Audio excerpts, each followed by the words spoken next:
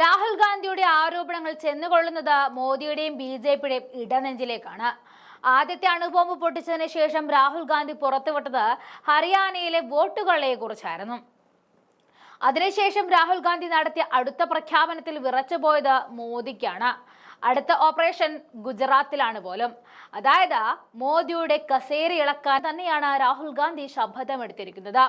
മോദി പ്രധാനമന്ത്രി ആയതുകൊണ്ട് വോട്ട് കൊള്ളയിലൂടെയാണെന്നും ഇത് ജൻസിക്ക് മുൻപിൽ തുറന്നു കാണിക്കുമെന്നുമാണ് രാഹുൽ ഗാന്ധി പറഞ്ഞിരിക്കുന്നത്.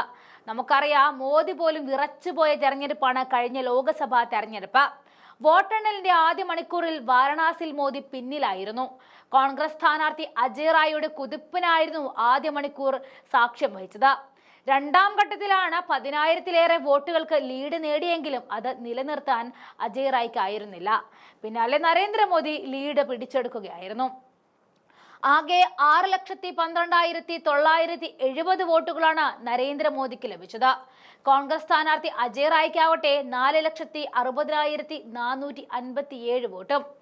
2019-ലെ തെരഞ്ഞെടുപ്പിൽ 4 ലക്ഷത്തിലേറെ വോട്ടുകളുടെ ഭൂരിപക്ഷത്തിന് ജയിച്ച മോദി ഇത്തവണ 1,52,513 വോട്ടിന്റെ ഭൂരിപക്ഷത്തിലാണ് വിജയിക്കാൻ സാധിച്ചത്.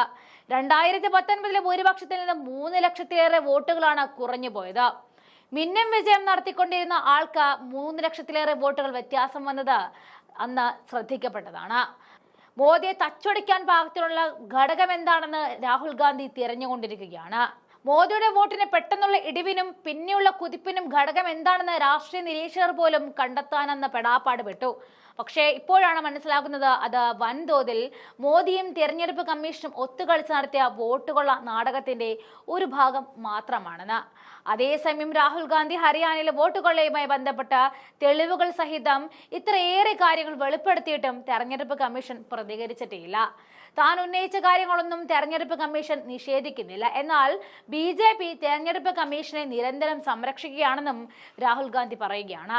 ഡൽഹിയിൽ വെച്ച് നടന്ന പത്രസമ്മേളനത്തിൽ രാഹുൽ ഗാന്ധി ഫയൽസ് എന്ന പേരിൽ അവതരിപ്പിച്ച ഡാറ്റാ സെറ്റ് ഇന്ത്യൻ ജനാധിപത്യത്തിന്റെ അടിസ്ഥാന തത്വങ്ങളെ പോലും സംശയത്തിന് നിഴലിൽ ആക്കിയിരിക്കുകയാണ്. ഇത് വെറും രാഷ്ട്രീയപരമായ ഒരു വിമർശനം എന്നതിലുപരി സാധാരണക്കാരായ ജനങ്ങളുടെ തെരഞ്ഞെടുപ്പ് അവകാശങ്ങളുടെ മോഷണമാണ് എന്നും അദ്ദേഹം സ്ഥാപിക്കാൻ ശ്രമിച്ചു. ഹരിയാനയിലെ നിയമസഭാ തെരഞ്ഞെടുപ്പിൽ നടന്നതായിട്ട് പറയപ്പെടുന്ന വ്യാപകമായ വോട്ടുകൊള്ളയുടെ ഞെട്ടിക്കുന്ന വിവരങ്ങളായിരുന്നു പൊതുസമൂഹത്തിന് മുന്നിൽ അദ്ദേഹം തുറന്നു കാണിച്ചത്.